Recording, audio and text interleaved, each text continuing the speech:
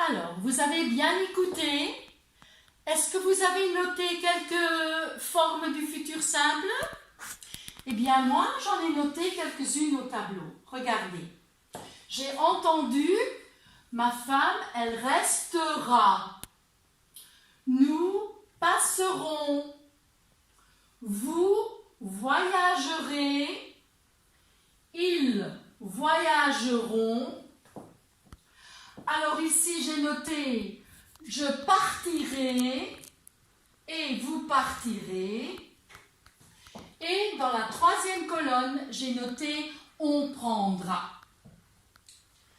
Est-ce que vous commencez à avoir déjà une petite idée comment on forme le futur simple?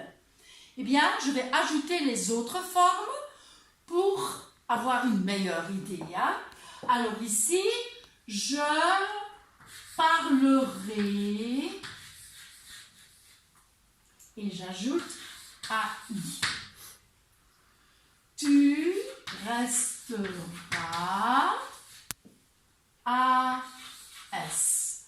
La troisième forme, on l'a. Elle restera. La première personne du pluriel, on l'a déjà également. Nous passerons. Vous voyagerez et ils voyageront. Alors maintenant, qu'est-ce que vous remarquez déjà? Ce sont des verbes qui se terminent tous par ER. Si je dis l'infinitif, hein, tu resteras, l'infinitif est rester. Ici, je parlerai, l'infinitif parler. Donc ici, vous remarquez que ce sont tous des verbes en ER. Alors, comment est-ce qu'on met un verbe au futur simple? Eh bien, ça c'est tout l'infinitif plus AI, AS, A, ONS, EZ, ONT.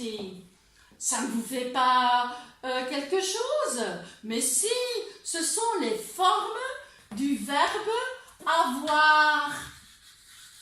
Les terminaisons du verbe avoir. Donc, le futur simple n'est pas difficile. Il est simple parce qu'on ajoute à l'infinitif les formes du verbe avoir. D'accord? Maintenant, on va voir pour les formes du verbe ou des verbes plutôt qui se terminent par IR. Alors, je partirai, tu partiras, elle sortira, nous sortirons, vous partirez et ils partiront. Voilà. Vous voyez que ce sont tous des verbes en IR. Et qu'est-ce que vous remarquez à nouveau? Qu'on utilise à nouveau l'infinitif plus les terminaisons du verbe avoir. Les terminaisons de uitgangen.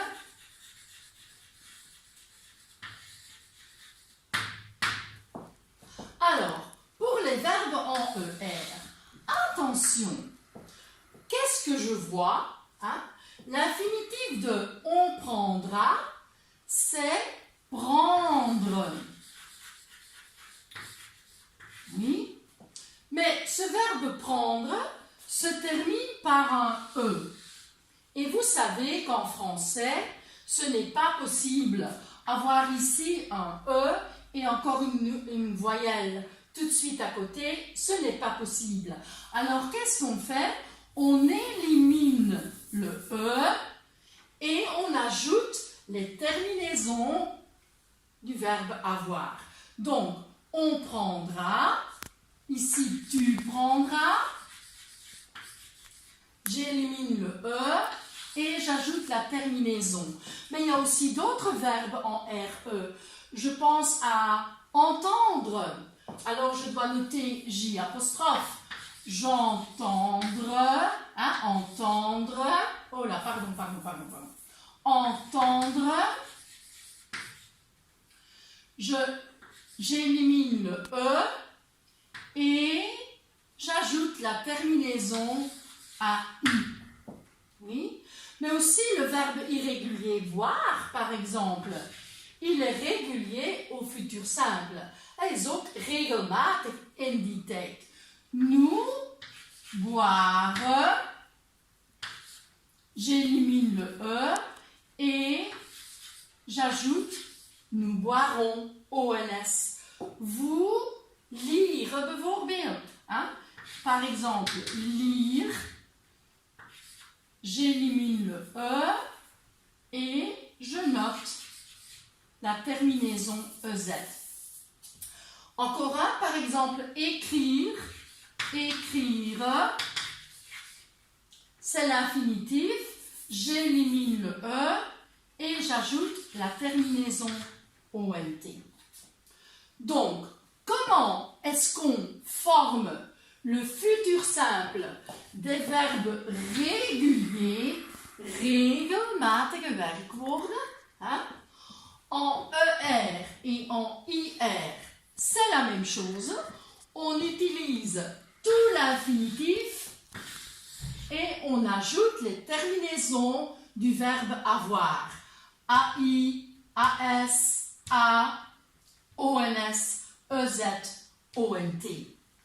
Pour les verbes qui se terminent en RE, on prend l'infinitif également, hein, aussi, mais on doit d'abord éliminer le E avant d'ajouter les terminaisons du futur simple.